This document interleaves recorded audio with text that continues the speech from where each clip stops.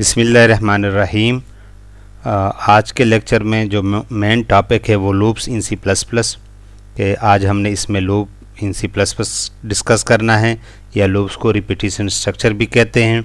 और repetition structure के types हमने देखने हैं। प्री टेस्ट लूप्स कौन कौन से हैं एंड पोस्ट टेस्ट लूप कौन सा है, ठीक है, क्योंकि प्री टेस्ट लूप जो है वो दो है हमारे पास और पोस्ट टेस्ट लूप एक ही है। हमारे पास लूप्स भी आ जाएंगे, for loop, while loop and do while, इनको भी हमने देखना है, डिटेल के साथ देखना है, ठीक है। इसके हर एक एग्जांपल कहाँ पे यूजेज है ये सब कुछ हमने आज इस लेक्चर में कवर करना है। Break and continue statements, break and continue statement भी हमने देखना है। वैसे ब्रेक स्टेटमेंट हमने पिछले जो स्विच वाला लेक्चर था उसमें हमने कवर किया था, लेकिन फिर भी आज इसको हम दोबारा रिपीट करते हैं। कंटिन्यू स्टेटमेंट आज हमने कवर करना है क्योंकि ये रिलेटेड है लूप के साथ। लूप के बगैर उसको हमने कहीं पे भी नहीं हम कहीं पे भी यूज़ नहीं कर सकते। नेस्टेड लूप वैसे मैंने यहाँ पे लिखा, लेकिन आज के लेक्चर में कंप्लीट नहीं होगा।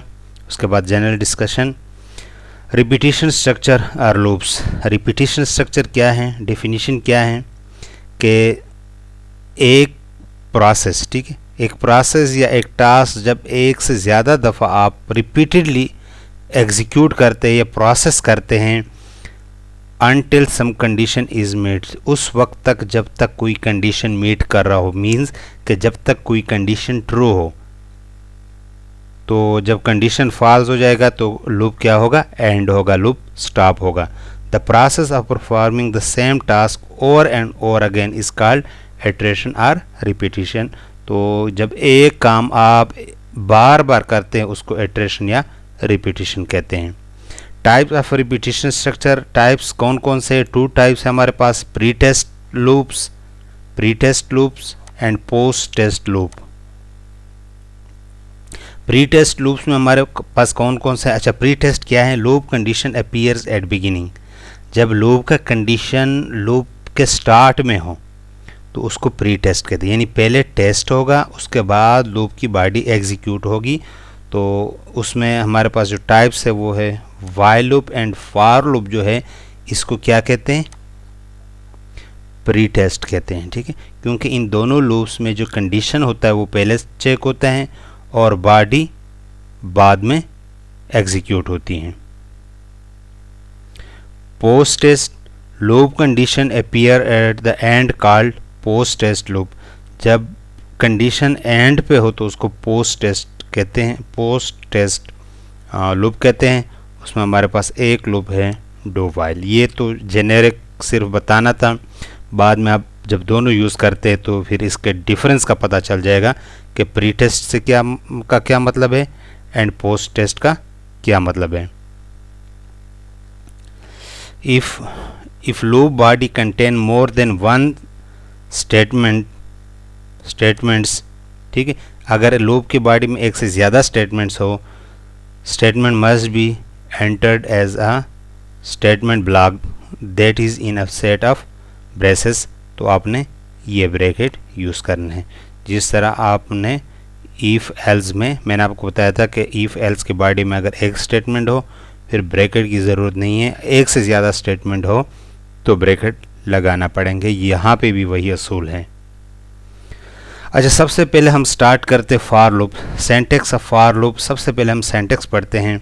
सिंटैक्स क्या है, फॉर लूप, इसके ब्रैकेट में तीन चीज़ें हैं, ठीक है, तीन स्टेटमेंट्स है। फर्स्ट स्टेटमेंट जो है वो है इनिशियलाइजेशन, सेकंड है कंडीशन एंड थर्ड है इंक्रीमेंट और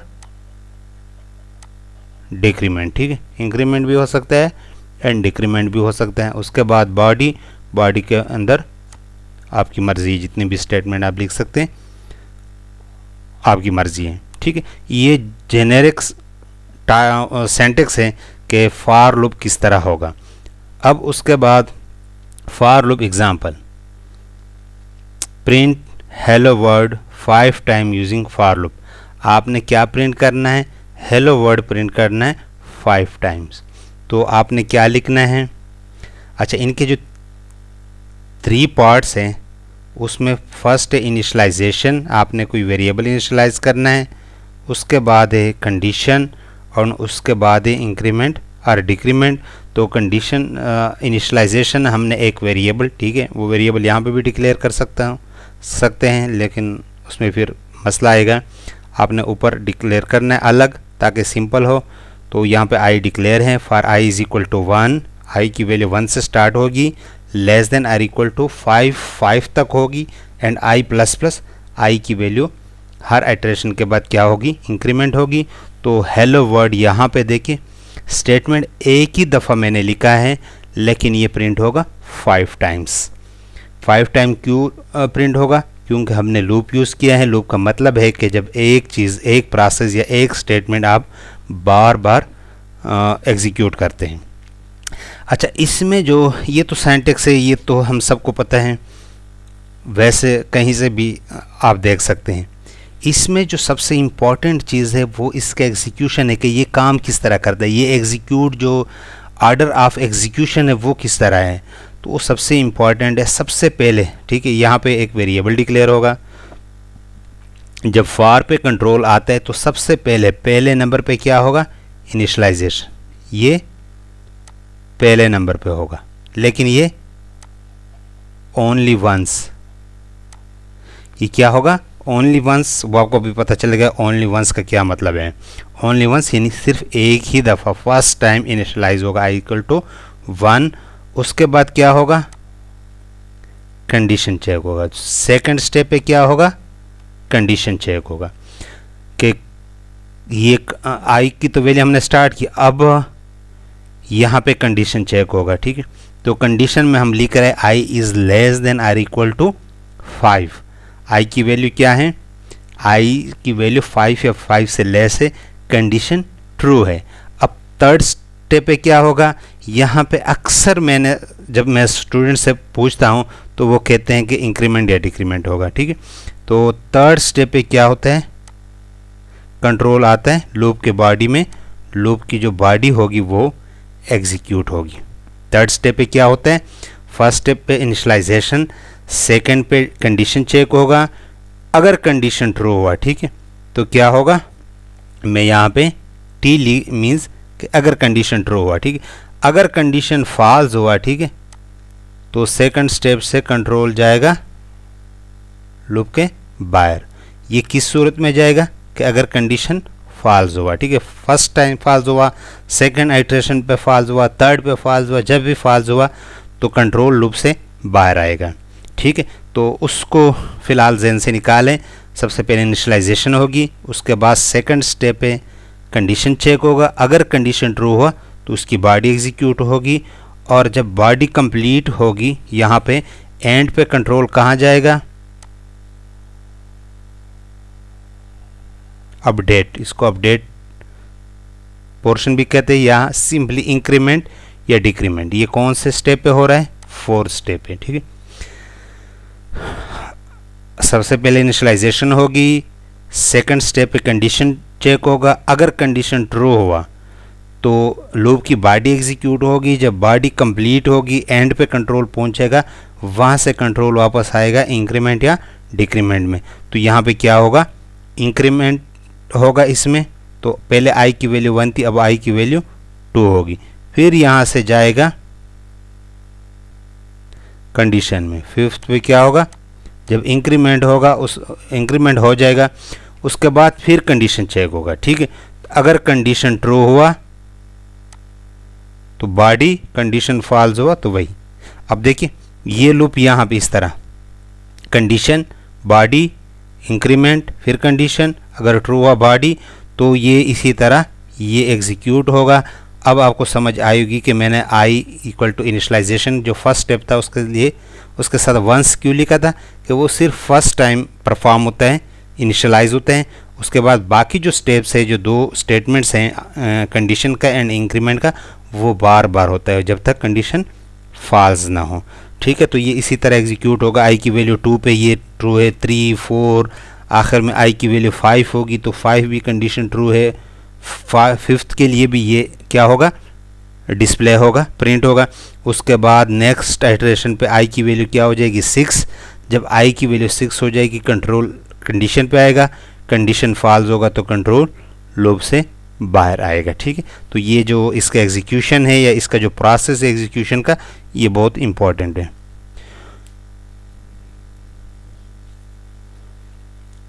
initialise statement execute usually initialises variable. जो फर्स्ट स्टेटमेंट है इनिशियलाइजेशन, वो क्या करता है, वेरिएबल उसमें इनिशियलाइज होते हैं। फॉर एग्जांपल ये जो फर्स्ट स्टेटमेंट है, ये इसको क्या कहते हैं, इनिशियलाइज या initialization. Loop condition evaluated if loop condition evaluated to true.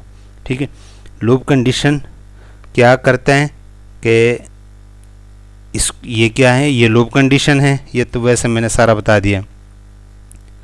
Execute for loop statement,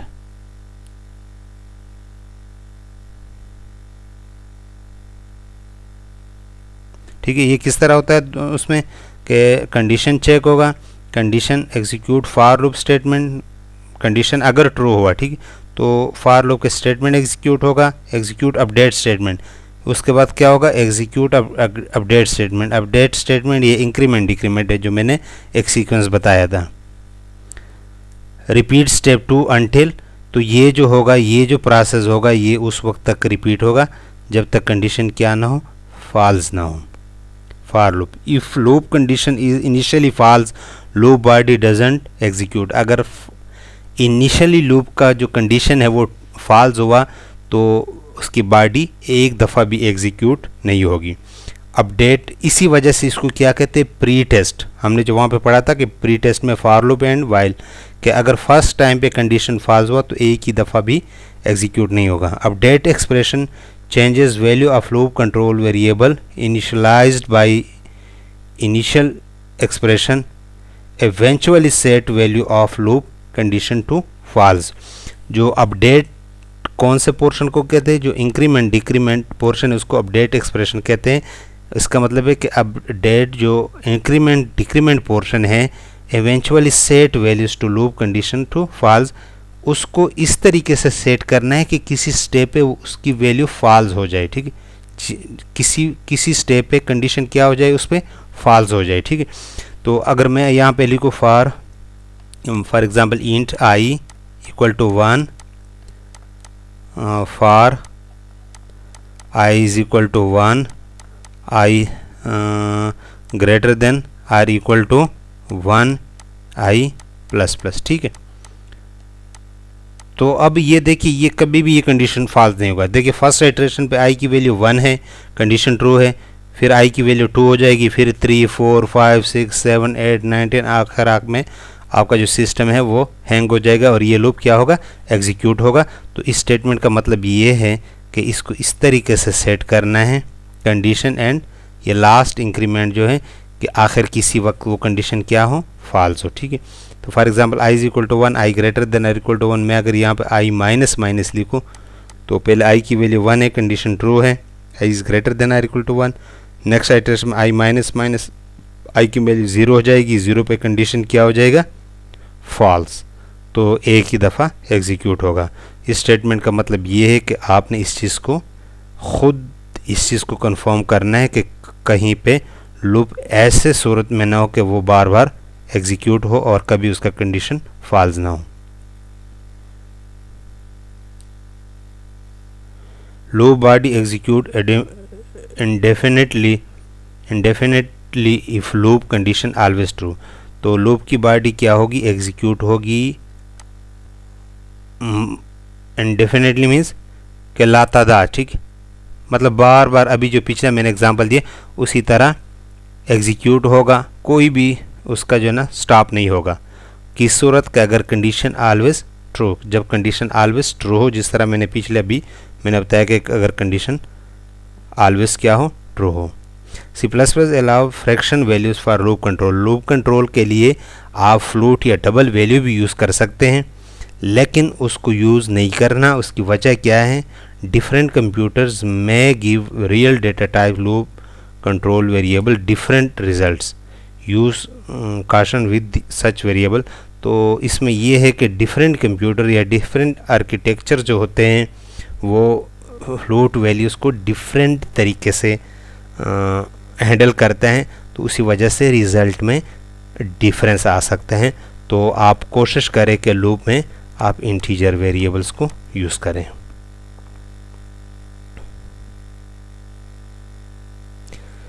In for statement, if loop condition omitted assumed to be true, अगर for कंडीशन में या for स्टेटमेंट में आपने कंडीशन को meet किया, यानी आपने लिखा for I is equal to 1 semicolon, दूसरा semicolon and I plus plus, ठीक है।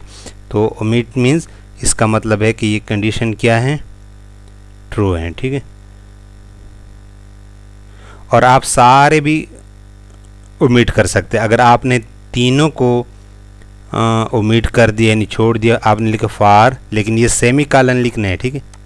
इसका मतलब है कि यहाँ पे 3 खाली स्टेटमेंट है। खाली स्टेटमेंट का मतलब भी कंडीशन हर वक्त क्या होगा, ट्रू होगा, जिस तरह ये लिखें, ठीक है। तो ये जब स्टार्ट होगा तो उस वक्त ख़त्म होगा, या तो आप जब उसको क्रॉस करते हैं या कब तक, जब तक कंप्यूटर आपको जवाब ना दे। यूजिंग फार लूप आपने यूज़ कहाँ पे करना है, the far loop should be used when you have a fix number of iteration. जब आपके पास नंबर ऑफ आइटरेशन फिक्स हो, पहले से आपको पता हो कि इतने टाइम लूप ने एग्जीक्यूट होना है, तो फिर आपने कौन सा लूप यूज़ करना है, for. You know the exact number of iteration, ठीक है। तो या आपको जब पता हो, दोनों तकरीबन सेम मतलब है। जब इसका सिंपल मतलब है कि फार लूप को काउंटर लूप भी कहते हैं, ठीक है। काउंटर लूप मीन्स कि ये काउंटर बेस है, ठीक है। इसमें आपको पहले से आइटरेशन का पता हो कि इस लूप में इतने आइटरेशन एग्जीक्यूट होने हैं। उसके बाद है while loop. Syntax of while loop क्या है, while expression or condition and statement. अगर एक स्टेटमेंट हो तो मैंने पहले भी बताया कि ब्रैकेट के बगैर लिख सकते हैं। अगर एक से ज़्यादा स्टेटमेंट हो तो ये ब्रैकेट आप लगा सकते हैं, ठीक है। ये भी क्या है, ये भी प्री टेस्ट लूप है, क्योंकि सबसे पहले कंडीशन चेक होगा। अगर फर्स्ट टाइम पे कंडीशन फॉल्स हुआ तो एक स्टेटमेंट भी एग्जीक्यूट नहीं होगा, इसलिए इसको प्री टेस्ट लूप कहते हैं। अच्छा, अब लूप्स जितने भी हैं उनका पर्पस सेम है, ठीक है। तीनों किस चीज़ के लिए, आइट्रेशन के लिए, रिपीटिशन के लिए। लेकिन अब इसमें जो डिफरेंस है, ज़ाहिर बात है, फार है, वाइल है, डू है या डू वाइल है, इसमें अब डिफरेंस क्या है, ठीक है। तो फार लूप और वाइल लूप दोनों प्री टेस्ट है, लेकिन इसमें डिफरेंस क्या है, डिफरेंस ये है कि ये डिफरेंट नेचर के प्रॉब्लम के लिए डिफरेंट लूप यूज़ होता है, ठीक है। वैसे तो कोई भी प्रॉब्लम किसी भी लूप से कर सकते हैं, लेकिन बाय नेचर जिससे ज़्यादा आसान हो आपने उसे करना है। जिस तरह मैंने बताया कि अगर आपके पास पहले से किसी प्रॉब्लम का पता हो कि इतने टाइम इसमें एग्जीक्यूशन है, तो आप फार लूप यूज़ करें। तो वाइल लूप को आप कई तरीक़े से यूज़ कर सकते हैं। उसमें सबसे पहले counter control while loop. Counter control आप उसी तरह यूज़ कर सकते हैं जिस तरह फार लूप आप यूज़ करते हैं, ठीक है। अगर आपको पहले से इटरेशन का पता हो, जिस तरह ये int counter less than or equal to n and counter plus plus, ये बिल्कुल उसी तरह है, फार लूप की तरह भी इसको यूज़ कर सकते हैं। Printing hello word 5 time using far and while, दोनों से। पहले हमने किया था सिर्फ फार से किस तरह करना था, int i is equal to 1, I less than or equal to 5, I plus plus C out hello world. अब इसको हमने वाइल लूप से किस तरह सॉल्व करना है, int i is equal to 1, while i less than or equal to 5, C out hello world i plus plus. देखिए इसमें जो इनिशलाइजेशन है, अगर आपने काउंटर कंट्रोल के तौर पे यूज़ करना है, वो वाइल से पहले करना है, ठीक है। यहाँ पे इधर ही हमने किया था, ठीक है, फार में यहाँ पे किया था। और कंडीशन यहाँ पे चूँकि एक ही एक्सप्रेशन या एक ही स्टेटमेंट यूज़ होता है, सिर्फ कंडीशन, तो उसमें जो इंक्रीमेंट है वो यहाँ पे होगा। इसके एंड पे या स्टार्ट पे कहीं पे भी कर सकते हैं, तो यहाँ पे इंक्रीमेंट होगा। ये उसी तरह आप यूज़ कर सकते हैं जिस तरह फार लूप आपने यूज़ करना है, ठीक है। लेकिन इसी तरह अगर कोई नेचर का प्रॉब्लम हो जिसमें पहले से आपको पता हो कि आइट्रेशन इतने हैं या रिपीटिशन इतने टाइम रिपीटिशन है, तो आप वाइल की बजाय क्या यूज़ करें, फार लूप यूज़ करें। सेंटिनल कंट्रोल वाइल लूप, ठीक है। सेंटिनल का क्या मतलब है, ठीक है। You do not always know how many pieces of data or entries need to be read। ठीक है, आपको कभी कभी पहले से इटरेशन का पता नहीं होता, but you may know that the last entry is a special value called a sentinel. उसको क्या कहते हैं? सेंटिनल। वैसे वाचर को भी कहते हैं, गार्ड को भी कहते हैं, या संतरी को भी कहते हैं, जो उर्दू में कहते हैं। ठीक है, इसमें क्या होता है कि आपको ये पता नहीं होता कि कितने आइट्रेशन, इस प्रॉब्लम में कितने आइट्रेशंस होंगे, लेकिन ये ज़रूर पता होता है कि ये एंड पे क्या होगा। ठीक है, किस वैल्यू पे इसका एंड होगा। फॉर एग्ज़ाम्पल मैं आपको यहाँ पे प्रॉब्लम बल्कि आएगा, या मैं अभी बताता हूँ कि आप कहते हैं कि आपने पॉजिटिव नंबर ऐड करना है। ठीक है, आपने पॉजिटिव नंबर ऐड करना है और उस वक्त तक ऐड करना है जब तक ज़ीरो ना आए। ठीक, जब तक आप ज़ीरो एंटर ना करें तब तक इंटीजर नंबर एंटर करने हैं, उनको आपस में ऐड करना है। तो आप जब प्रोग्राम लिखते यूज़र से इनपुट मतलब आपने लेना है, तो वो यूज़र पे डिपेंडेंट है कि यूज़र ने कितने इंटीजर देने। ठीक है, एक यूज़र ने 10 फॉर एग्ज़ाम्पल, जिस तरह कैलकुलेटर है। ठीक, तो कैलकुलेटर की जो प्लस प्रोसेस है जिसमें उसने नंबर को ऐड करना है, तो क्या पहले जो कैलकुलेटर वाला कैलकुलेटर के अंदर भी प्रोग्राम है, क्या उसको पता था कि फ़लाँ बंदा इतने नंबर ऐड करेगा, या 2 नंबर ऐड करेगा, या 3 नंबर। ठीक, उसमें मेरी मर्ज़ी है। ठीक है, जो कैलकुलेटर उसमें कोई 2 नंबर ऐड करते, कोई 5 नंबर, कोई 10 नंबर, तो पहले से इटरेशन का पता नहीं है। इसको क्या कहते हैं? Sentinel control loop. ठीक है, तो इसमें क्या है, उसमें जो कैलकुलेटर की सूरत में सेंटिनल क्या है, जब इक्वल साइन एंटर करता है। ठीक है, यानी आप ऐड करते हैं और आखिर में जब इक्वल साइन एंटर करेगा तो वो उसी वक्त लूप एंड होगा और आपके सारे नंबर आपस में ऐड होंगे। ठीक है, in this case you read the first item before the while statement.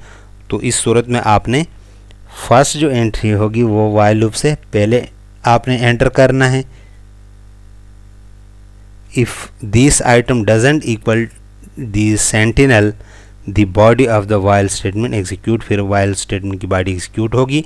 The while loop continue to execute as long as the program has not read the sentinel. जब तक प्रोग्राम सेंटिनल वैल्यू को read ना करे तब तक ये loop क्या होगा? एग्जीक्यूट होगा। देखिए अब जो है इसको कंडीशनल लूप ही कहते हैं। ठीक है, इसमें नंबर ऑफ आइट्रेशन का पता नहीं होता है, एक कंडीशन बेस पे होता है कि जब तक ये कंडीशन ट्रू ना हो। Such a while loop is called a sentinel control while loop. इसको क्या कहते हैं? Sentinel control while loop. For example उसकी सिंटैक्स क्या है कि आपने कोई वेरिएबल एंटर करना है, while variable not equal to sentinel. जब तक वेरिएबल सेंटिनल का इक्वल ना हो तो इसके बॉडी क्या हो? एग्जीक्यूट हो। और यहाँ पे बार बार आपने वेरिएबल को लेना भी है क्योंकि नया नंबर आपने लेना है। और जब आप सेंटिनल ले तो ये लूप क्या होगा? ये लूप एंड होगा। अब एक प्रोग्राम देखिए, write a program in C++ to find the sum of first 10 natural number. क्या करना है? Write a program in C++ to find the sum of first 10 natural number. आपने एक प्रोग्राम लिखना है जिसमें फर्स्ट 10 नंबर जो है 1 से 10, ये नेचुरल नंबर कौन सा है? 1 से स्टार्ट, 1 2 3 4 5 6 7 8 9 10। तो ये 1 से 10 तक जो नंबर है इनको क्या करना है? प्रिंट करना है। तो इस प्रोग्राम से ही मैं पता चला कि यहाँ पे नंबर ऑफ आइट्रेशन फिक्स है। ये सेंटिनल स्टेटमेंट नहीं है, ये सेंटिनल लूप का काम नहीं है, ये काउंटर लूप का काम। ये सबसे बेस्ट जो इसके लिए है वो फॉर लूप है, क्योंकि पहले प्रॉब्लम्स ही से पता हमने चला कि लूप कितने टाइम एग्जीक्यूट होना है, 10 टाइम एग्जीक्यूट होना है। तो int main int i sum equal to 0 for I is equal to 1, I less than or equal to 10, I plus plus sum equal to sum plus i. एक एक number क्या होगा? Add होगा 1 से 10 तक। तो ये जो बेस्ट है वो इसके लिए फॉर लूप है। या इसको अगर आपने वाइल से करना है तो कौन से? काउंटर कंट्रोल वाइल से करना है। ठीक है, int i is equal to 1 sum for i less than or equal to 10 sum equal to sum plus i and i plus plus i में एक एक इंक्रीमेंट होगा। तो ये जब सब कुछ होगा तो यहाँ पे सम डिस्प्ले होगा। अब write a program to take integer inputs from user until he she presses 0। अब जो स्टेटमेंट क्या है कि आपने यूज़र से इंटीजर इनपुट लेना है तब तक जब वो 0 प्रेस ना करे। ठीक, कब तक? जब तक वो 0 प्रेस ना करें। Ask to press 0 to quit, मतलब ख़त्म करने के लिए आप पूछे यूज़र से कि 0 उसके लिए एंटर करें। After entering 0 print sum of all number, तो जब 0 यूज़र देगा प्रोग्राम एंड हो जाए और उसके बाद सारे नंबर्स का क्या सम शो करे, प्रिंट करे। ठीक है, तो इसको अगर यहाँ तक हम पढ़ें, write a program to take integer input from user until she presses 0, जब तक वो 0 एंटर ना करें। तो इसमें हमें नंबर ऑफ आइटरेशन का कोई पता नहीं चल रहा है। ठीक है, हमने प्रोग्राम लिखना है, वो यूज़र की मर्ज़ी, कोई यूज़र 2 नंबर देगा, कोई 5 नंबर देगा, कोई 10 नंबर देगा, हमें इसका कोई इल्म नहीं है। तो ये सेंटिनल स्टेटमेंट हो गया। हाँ, लेकिन जो लास्ट वैल्यू है जिस पे लूप ने एंड होना है वो सेंटिनल जो है वो हमें पता है कि क्या है, 0 है। तो इस तरह लूप जो है अपने सेंटिनल वाइल लूप यूज़ करना है। इसकी फिर दोबारा डिफिनीशन आ गई। तो आपने किस तरह लिखना है, उसमें हमने पढ़ा था कि सबसे पहले वाइल से पहली जो एंट्री लेनी होगी वो वाइल से पहली लेनी होगी। Int number sum equal to 0, enter integer for quit enter 0, यानी आपने इंटीजर एंटर करना है और उसको क्वाइट करने के लिए, ख़त्म करने के लिए, अगर आप मतलब एंड पे, लास्ट पे या इसके टर्मिनेशन के लिए आपने 0 एंटर करना है। तो सी इन नंबर, आपने नंबर एंटर करना है।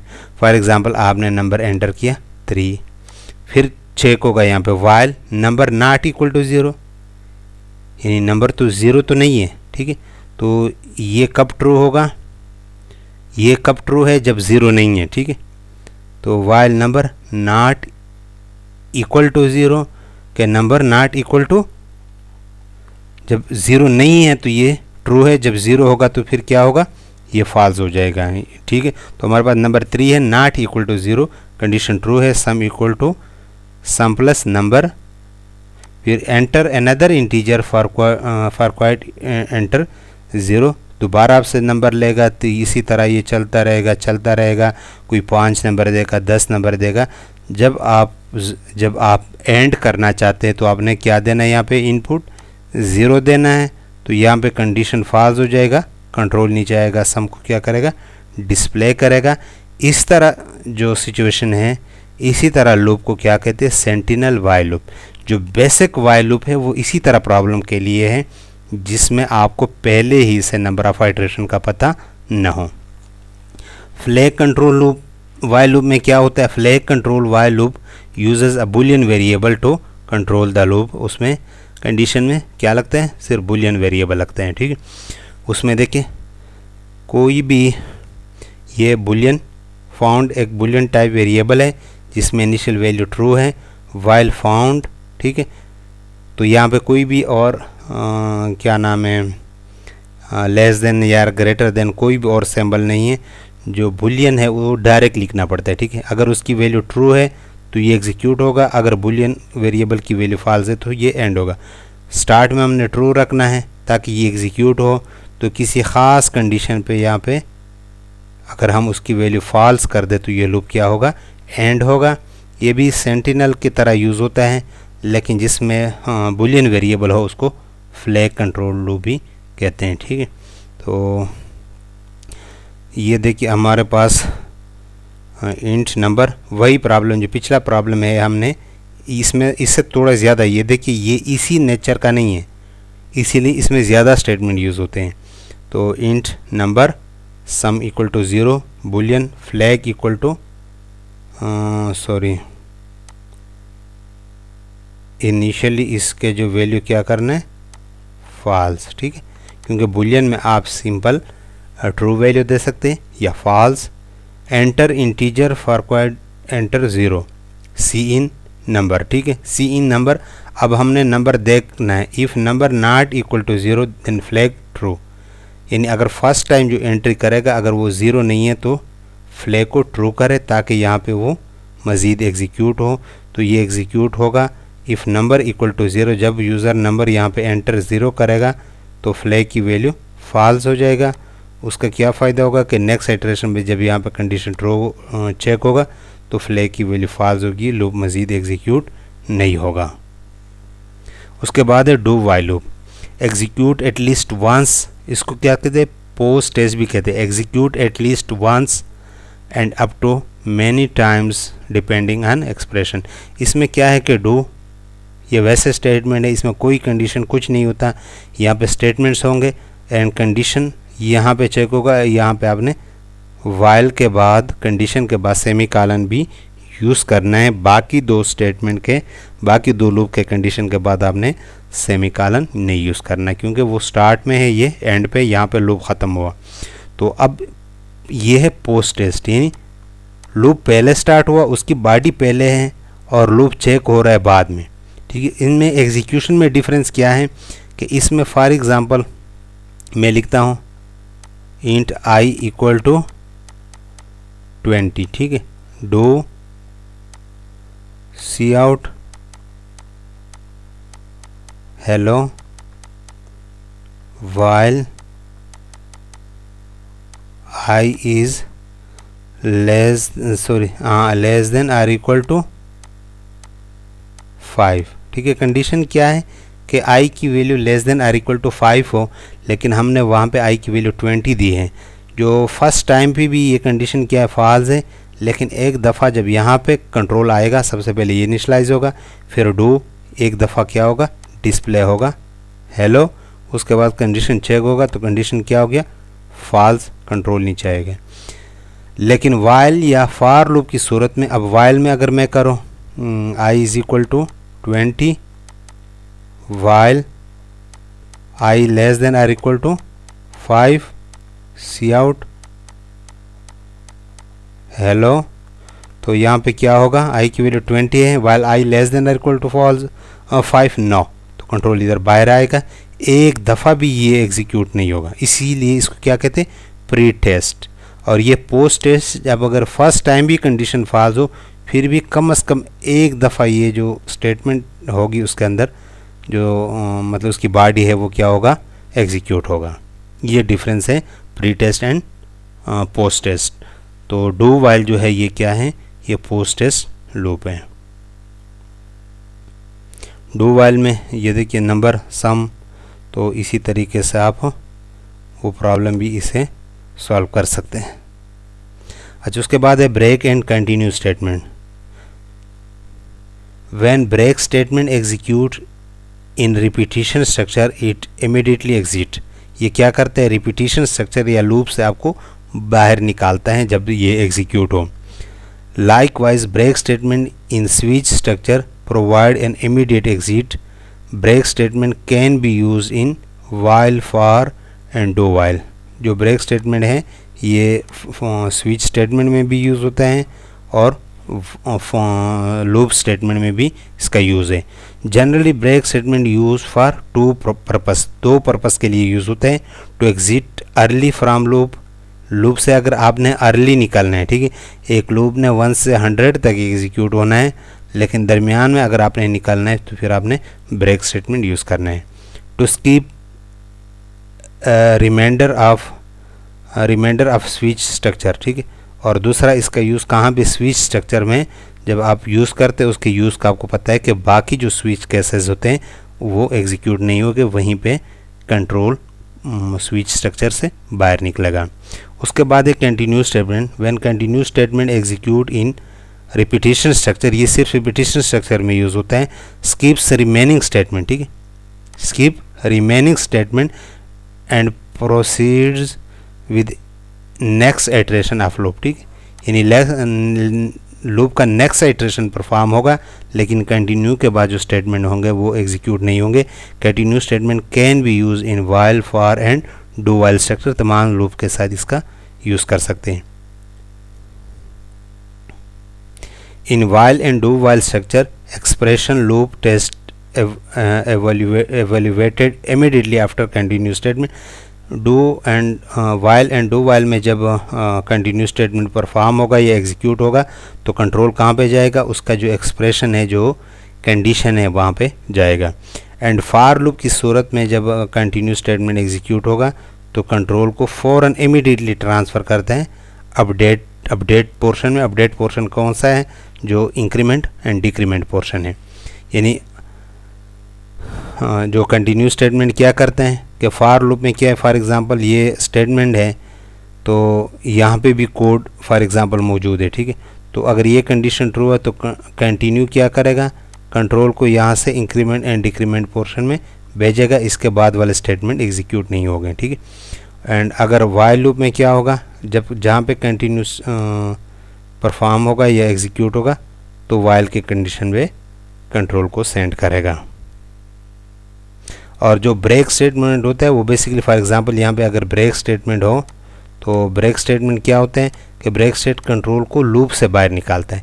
ये कंटिन्यू स्टेटमेंट कंट्रोल को लूप से बाहर नहीं निकालता, बल्कि अपने जहाँ पे कंटिन्यू स्टेटमेंट अकर हो उसे नेक्स्ट लूप की बॉडीज़ में जो स्टेटमेंट्स होंगे वो एग्जीक्यूट नहीं होंगे, वहीं से कंट्रोल को लूप के नेक्स्ट आइट्रेशन में भेजते हैं, यानी लूप का नेक्स्ट आइट्रेशन अकर होता है। फॉर एग्ज़ाम्पल ये हमारे पास फॉर लूप है, ठीक है। इसमें अगर मैं यहाँ पे लगाऊँ, ठीक है, for I is equal to 1, I less than or equal to 5, I plus plus, तो ये कितने टाइम एग्जीक्यूट होगा, 5 टाइम। लेकिन एक्चुअली ये 5 टाइम नहीं होगा। जब फर्स्ट टाइम पे आई की वैल्यू 1 होगी, फर्स्ट आइट्रेशन पे सी आउट हेलो डिस्प्ले होगा स्क्रीन पे, उसके बाद ब्रेक क्या करेगा, इमीडिएटली टर्मिनेट क्या करेगा लूप, तो लूप का ये ब्रैकेट कंट्रोल को इसके बाहर लेके आएगा, सिर्फ एक दफ़ा हेलो प्रिंट होगा, इसका मतलब है ये लूप एक ही दफ़ा एग्जीक्यूट हुआ, ठीक है। पिछले स्लाइड में हमने पढ़ा था कि ब्रेक जो है इमीडिएटली लूप को टर्मिनेट करते हैं, ठीक है।